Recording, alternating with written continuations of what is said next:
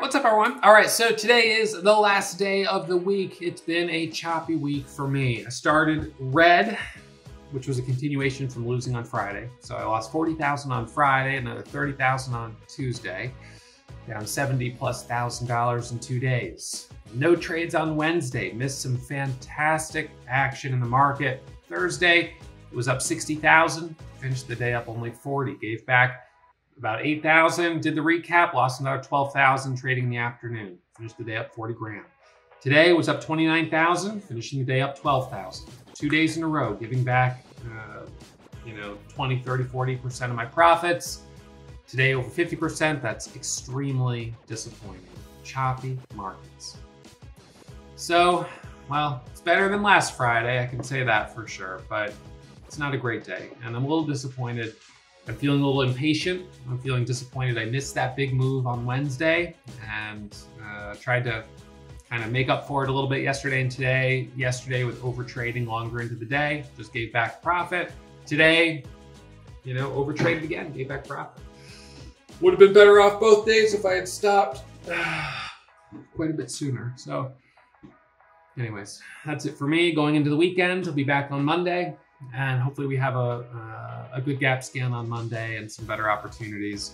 Small accounts also been really slow this week. Haven't made any good progress, which is also disappointing. So just a slow week across the board. But, well, first week of September, maybe next week will be a little bit better. So as always, I'll be back at it on Monday, sitting down, looking for gap scanners, looking at the gap scanners, looking for momentum, and hopefully we find some. In case you didn't already know, my results are not typical. The typical experience of most traders is losing money. You should assume you'll lose with that assumption in mind, trade in a simulator before you put real money on the line. Hope you enjoy the recap. I'll see you guys on Monday.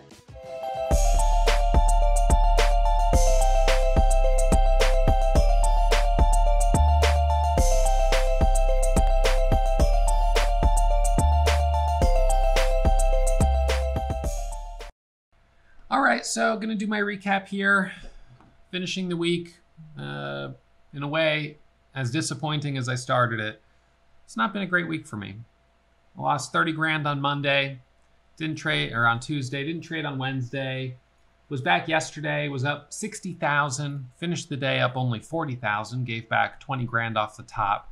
Today I was up 30 grand and I'm finishing the day up 12,000. Just giving back profit left and right, chasing low quality setups, not having the patience to wait, feeling FOMO and frustration from missing the big move on EFTR on Wednesday. One of the cleanest moves that I've seen in a while, and I missed it, the whole thing, because I took the day off. But, it is what it is. So kind of just trying to rally back, I guess, some of the losses from last week and on Tuesday, but didn't make a lot of progress today. EFTR traded this pre-market and at the open, bought it high, added at 28, added at 29, added at 30, added at $31.12, hit a high of 31.18. So looking for that big move, that big continuation, adding super high, stopped out as it came back down. Green, but not a big winner. Got back in here for a trade at the open. Nice trade up to 32.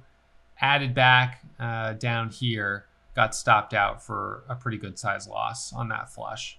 So I went for the trade to break over VWAP and got stopped out.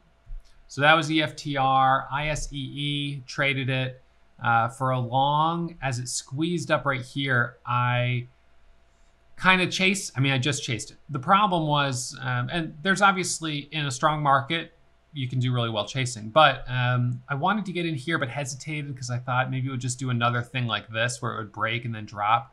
So then I got in at 15. I sold at 15.30. Then I added back at 15.10 and stopped out at, I added back, I stopped out at 15.10. I added back at like 15.40 for the break at 15.50. And then I stopped out down there. So I ended up losing 5,000 on ISEE. And with that, I've given back more than half my profit on the day, from up 30 to up 25 to up 18 and now to up only $12,986. So it's been a disappointing week for me. I have not traded well.